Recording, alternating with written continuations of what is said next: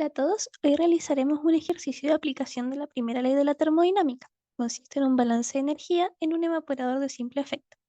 Mi nombre es Valerio Lea, soy docente de la Universidad de La Frontera y este video está enmarcado en un proyecto de desarrollo e innovación docente. Nuestro equipo son los ayudantes Ronald Hernández y Amparo Nostroza y el equipo de docentes Tomás Mora, Robinson Betancourt y Bastián Alex. El contenido que revisaremos. Comenzaremos explicando qué es un evaporador de simple efecto. Luego vamos a presentar el enunciado y posteriormente desarrollaremos el paso 1, 2, 3, 4, 5 y 6 en IES y volveremos a analizar los resultados que corresponden al paso 7 de la metodología. La evaporación se describe como una operación unitaria encargada de concentrar una solución en un soluto no volátil separándolo del solvente volátil. Generalmente y principalmente este solvente es agua. Mientras que un evaporador es un dispositivo donde se lleva a cabo dicha acción. Para entender mejor el funcionamiento, tenemos este ejemplo, donde podemos observar cómo ingresa vapor por una de las secciones del evaporador, específicamente por aquí, dentro de la camisa y por fuera de los haces de tubo, y egresa convertido en condensado, es decir, en fase líquida, lo que significa que en el cambio de fase se dio calor.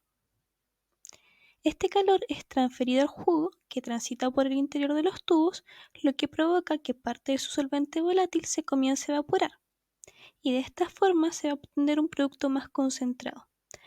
Es decir, hay un intercambio térmico entre el sistema vapor con el sistema jugo, pero no así un intercambio de masa. Mientras que el solvente evaporado recibe el nombre de vapor.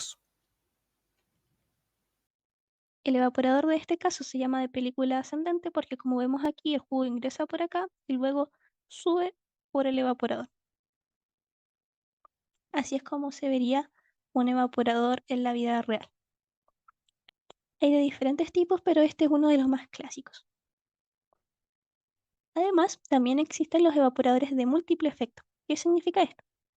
Como ven acá, va uno al lado del otro y la diferencia es que este, por ejemplo, podría ser el original, pero en el segundo se utilizan los vaos que liberó el primero. O sea, solo a un lugar llega el, el vapor proveniente de la caldera, que significa como el mayor gasto energético, pero en los otros se reutilizan estos vaos para seguir concentrando el jugo en distintas etapas. En este segundo efecto, por lo general, va a ser ya de menor temperatura el vapor, pero también el jugo, el que puede estar a una menor presión y de tal forma así continuar su proceso de evaporación. Y así se pueden agregar distintas etapas. Estas etapas pueden ir en paralelo, o sea, ingresa el vapor de la caldera por el mismo efecto que ingresa el jugo, o podrían ir en contracorriente, como es este caso, que por el primer evaporador ingresa el vapor de la caldera y por el último evaporador, entre comillas, ingresa recién el producto. Esto para tener un mayor rango de diferencia de temperatura y así aprovechar quizás mejor la transferencia de calor.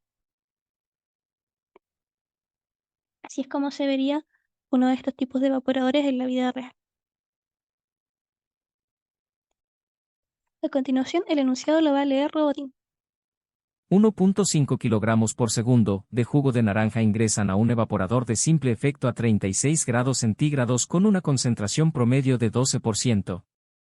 El evaporador consiste en un cilindro con tubos en el interior, por dentro de los tubos fluye jugo de naranja y por el exterior circula vapor proveniente de una caldera, produciéndose un intercambio térmico capaz de concentrar el jugo, evaporando parte del solvente. El solvente evaporado recibe el nombre de vapor. En este caso, el solvente comienza su evaporación cuando el jugo alcanza una temperatura de 72 grados centígrados. La concentración requerida para ser comercializado en el mercado es de 65%. El calor específico del jugo de naranja es de 3.8 kJ por kilogramo por grado Celsius cuando su concentración es del 12% y es de 2.8 kJ por kilogramo por grado Celsius cuando su concentración es del 65%. La presión absoluta del vapor suministrado por la caldera es de 900 kilopascales. El presente esquema enseña el proceso. Podemos apreciar que al evaporador ingresa vapor proveniente de la caldera. Al entrar en cambio de fase y ceder calor, este se condensa.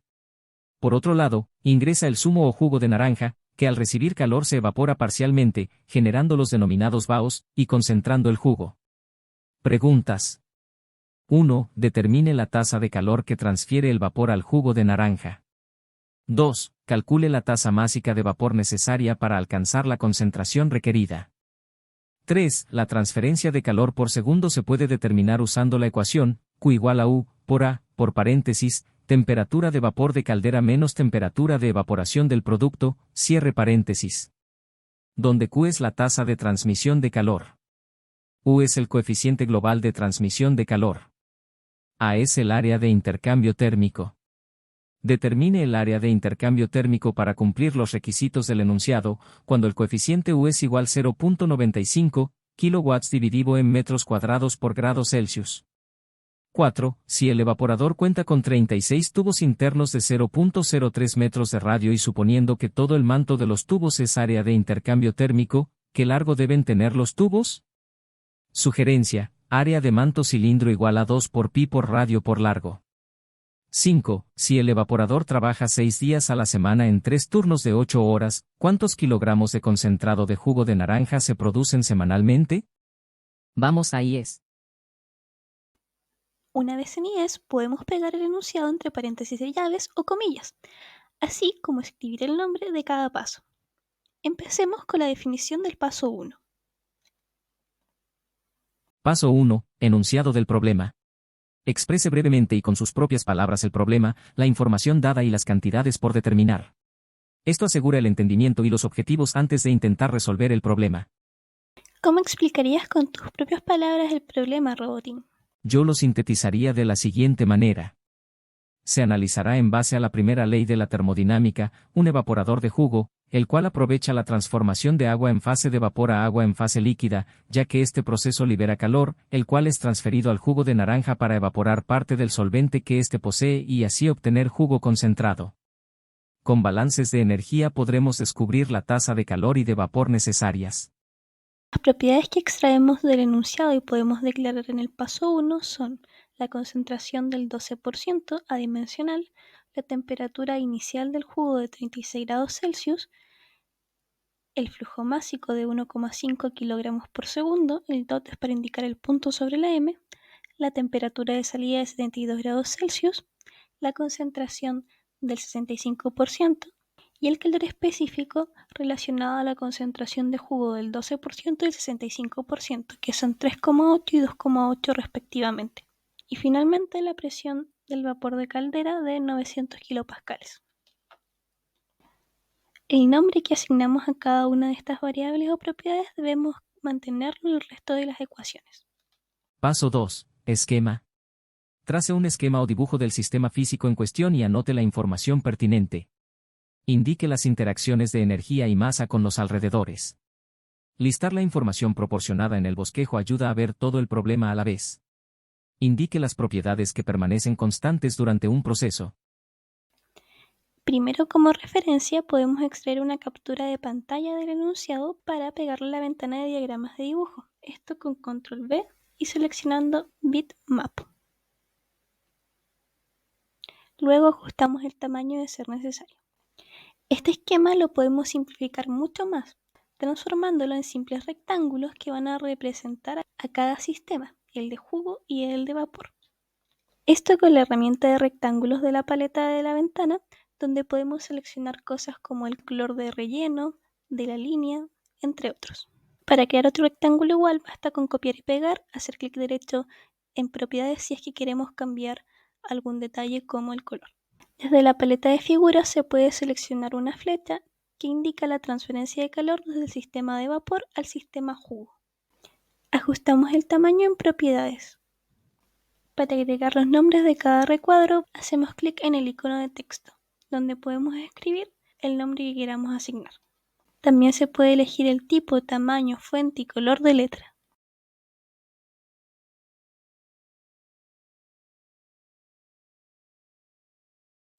Las flechas que representan las entradas y salidas de masa las podemos agregar con la herramienta de líneas. Para el sistema vapor tenemos una entrada de vapor de la caldera y una salida de condensado. Mientras que para el sistema de jugo tenemos quien ingresa jugo y sale por una parte el jugo concentrado y por otra parte los vaos. Dichos nombres también se pueden agregar con la herramienta de texto, seleccionando el módulo texto, y podemos elegir un color que vaya acorde también al dibujo, con clic derecho sobre el texto seleccionando propiedades. De igual forma se asigna el nombre a la interacción de energía, en este caso Q representando el calor que se transfiere entre ambos volúmenes de control. Otra cosa importante es delimitar la frontera de cada volumen de control. Para eso podemos utilizar la opción de línea segmentada de un rectángulo y fondo transparente. Y asignamos un nombre distintivo para cada uno de ellos. Las propiedades ya declaradas en el código se pueden agregar a la ventana de diagramas con la herramienta de texto, seleccionando la opción variables de salida y luego buscando en la lista el nombre de cada una de ellas.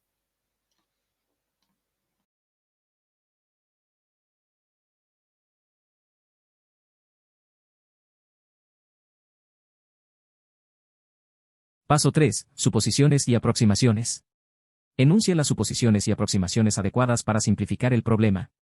Considere valores razonables para las cantidades, por ejemplo, en ausencia de datos específicos para la presión atmosférica, esta se puede tomar como una atmósfera. La primera suposición que podemos definir es que el sistema está trabajando en estado estacionario, ya que este estado representa cómo éste debería operar la gran parte del tiempo. Esto significa que no ocurren cambios en las propiedades del sistema a medida transcurre el tiempo.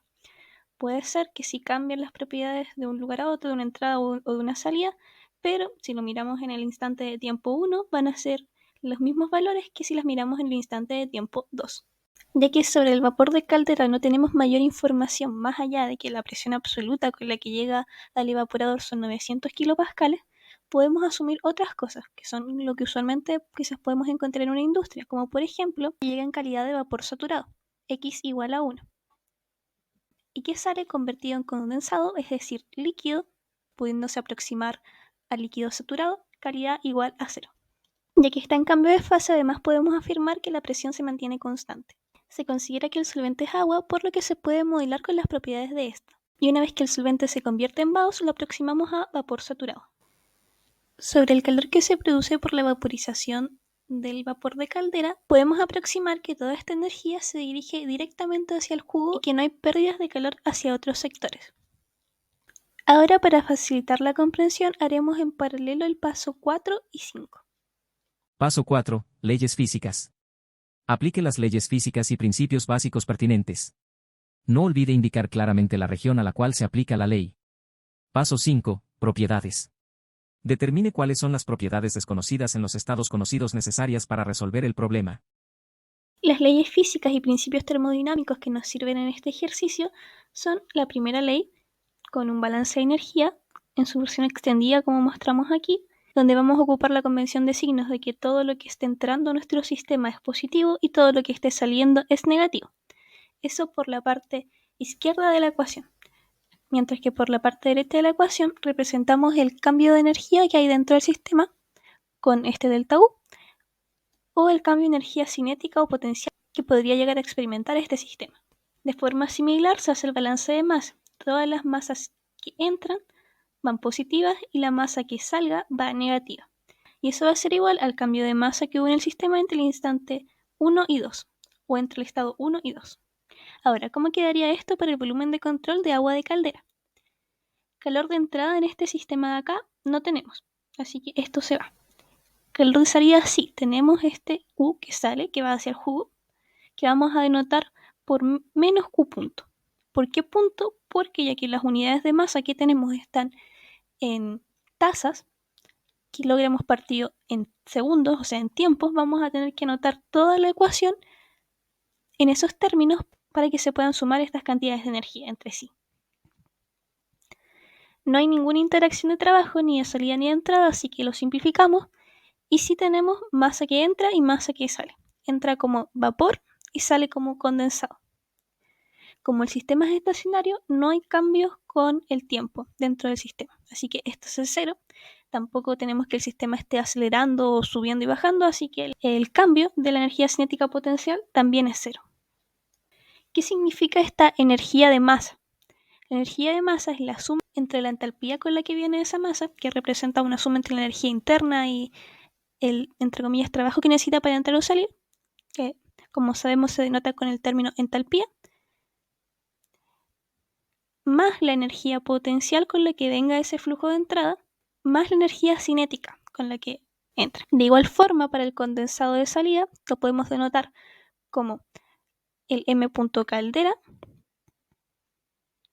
ya que estamos asumiendo que entre la misma cantidad de agua de caldera para que esto pueda ser estacionario y no hayan cambios con el tiempo. Y esto es multiplicado ahora por la entalpía de salida más las cantidades respectivas de energía potencial y energía cinética. Como vamos a asumir que no hay cambios de energía potencial y energía cinética de la entrada con respecto a la salida, también podemos simplificar estos términos. Y nos va a quedar esta ecuación de acá, la versión simplificada que luego podemos transferir a IES.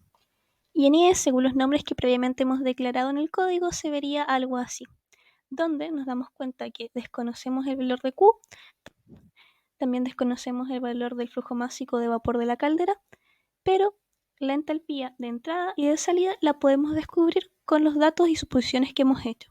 Para esto declaramos la calidad de entrada y de salida, 1 y 0 respectivamente, vapor y líquido, y vamos a opciones, funciones, propiedades termofísicas, buscamos el fluido de trabajo que es agua y entalpía para calcular este valor. ¿Con qué datos? Con presión, que ya conocemos, y con quality, calidad. Pegamos. Asignamos el nombre que corresponde a la entalpía para que calce con la ecuación previamente escrita y el nombre de las propiedades previamente declaradas, el de calidad y el de la presión de caldera.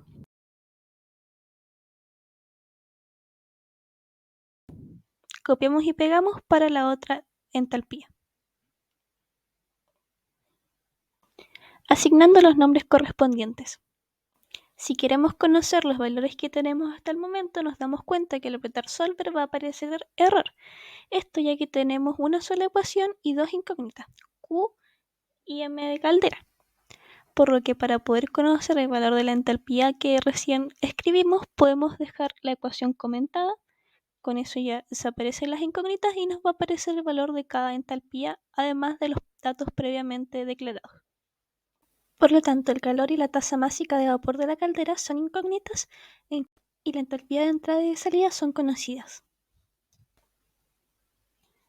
Del soluto podemos desprender otra ecuación que relaciona la cantidad de masa de soluto que había al principio del proceso con la cantidad de masa que va a haber al final del proceso, ya que ésta se mantiene. Lo único que se va a evaporar en el trayecto va a ser el agua o el solvente que posee el jugo.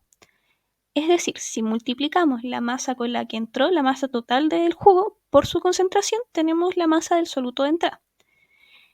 Y de igual forma, si multiplicamos la masa con la que sale el jugo por su concentración, también vamos a tener la masa de soluto. Y de aquí desprendemos esta igualdad. Y así quedaría escrito en el código, indicando que el soluto de entrada va a ser igual al soluto a la salida. Además, conocemos el flujo másico de jugo de entrada, la concentración de entrada y la concentración de salida, así que tenemos solamente una incógnita. También podemos hacer un balance de masa del volumen de control del jugo. Como vemos, como masas de entrada tenemos el jugo que ingresa, como masa de salida tenemos el concentrado de jugo y además los vaos, que van con signo negativo ya que son una salida.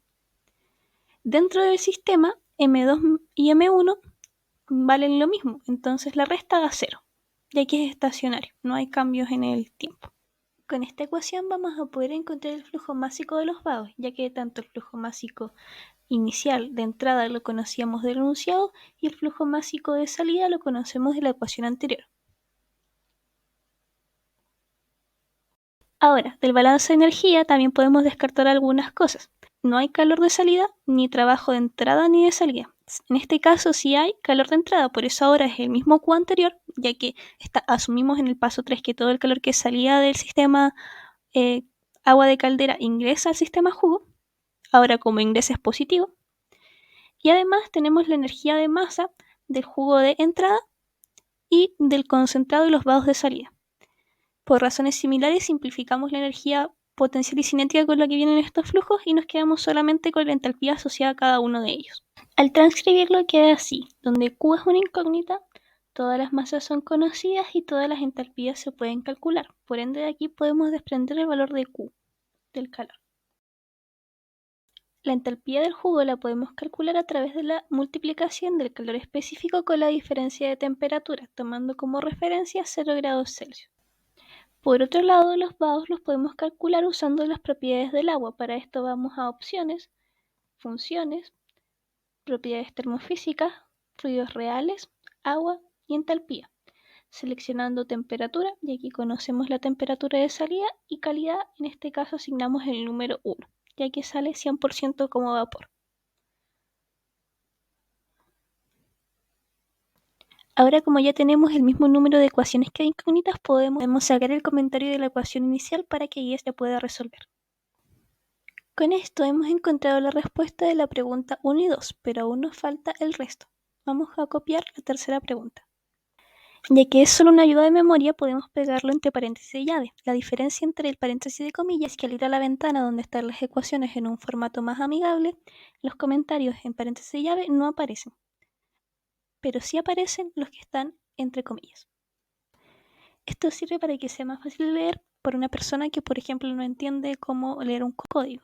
Para responder la pregunta, escribimos la ecuación de rapidez de transferencia de calor en función del coeficiente global que nos indica el enunciado. En el paso 1 agregamos el valor de este coeficiente y también aprovechamos de agregar el radio de los tubos.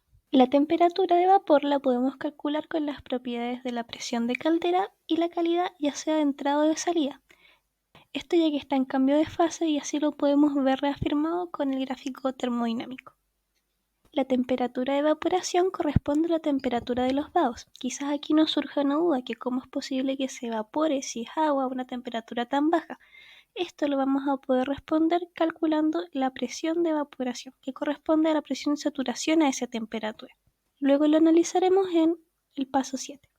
Por ende, la ecuación de rapidez de transferencia de calor solo nos queda una incógnita, que es el área, precisamente lo que da respuesta a la pregunta 3.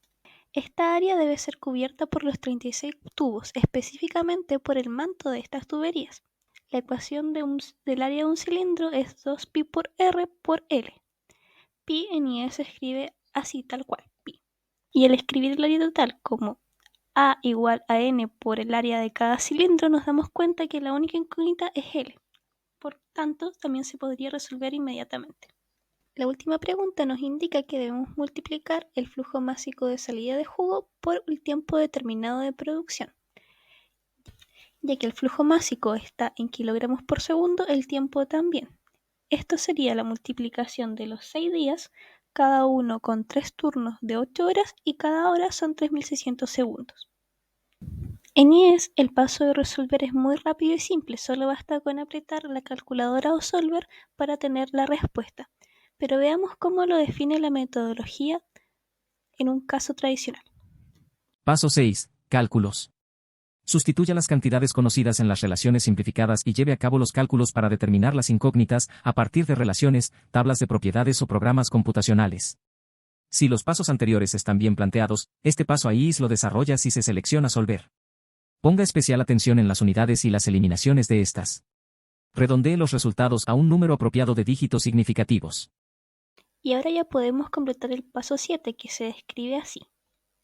Paso 7. Razonamiento, comprobación y análisis.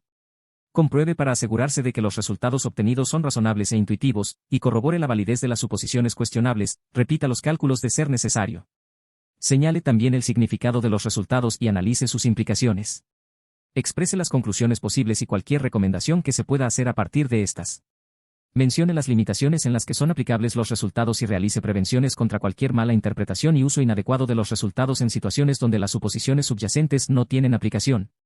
Realice la solución del problema con pulcritud, organización, integridad y apariencia visual. La tabla de resumen de resultados indica lo siguiente. La tasa o rapidez de calor transferido del vapor al jugo son 3067 kJ por segundo. La tasa másica de vapor necesario son 1,51 kg por segundo. El área de intercambio térmico requerido es 31,22 metros cuadrados y el largo de los tubos 4,6 metros. La producción semanal de concentrado son 143.557 kilogramos. Conclusiones. Antes de analizar los resultados, cabe examinar cómo el evaporador logra evaporar agua a 72 grados Celsius. Normalmente se dice que el agua hierve a 100 grados Celsius, pero esto solo ocurre si está sometido a una presión cercana a una atmósfera o dicho en unidades de medida del Sistema Internacional 101,3 kilopascales, es decir, si está sometido solo a presión atmosférica. En este caso, como calculamos, la presión a la que se evapora el agua es de 33,97 kilopascales, por ende está por debajo de la presión atmosférica, lo que significa que está trabajando en vacío. La utilidad de esto es precisamente poder evaporar agua a una menor temperatura, lo cual es de gran importancia en alimentos que se podrían llegar a descomponer o perder sus propiedades si estuviesen sometidos a temperaturas mayores, por lo que implementar un sistema de vacío es un costo necesario en estos casos. Operando bajo los parámetros expuestos por el enunciado, se requiere 1,51 kilogramos por segundo de vapor de caldera a 900 kilopascales y si este se considera vapor saturado a 175,4 grados Celsius para evaporar la cantidad de solvente requerida para reducir la concentración del jugo de naranja. Sin considerar las pérdidas de calor indeseadas, esto significa que se transferirá 3067 kJ por segundo de calor desde el vapor hacia el jugo. Si las pérdidas de calor o de presión son significativas, se requerirá que el vapor salga de la caldera a mayor temperatura como vapor sobrecalentado. Para explorar más información sobre la transferencia de calor, se utilizan ecuaciones que van más allá de la termodinámica, como la ecuación de rapidez de transferencia de calor en función del coeficiente global, de la cual se desprendió que el área de intercambio térmico requerido para satisfacer las condiciones es 31,22 metros cuadrados aproximadamente, lo que para 36 tubos de un radio igual a 0,03 metros significa que deben tener un largo cercano a 4,6 metros. Esto es posible, pero también es un punto importante a considerar a la hora de diseñar la distribución de la planta.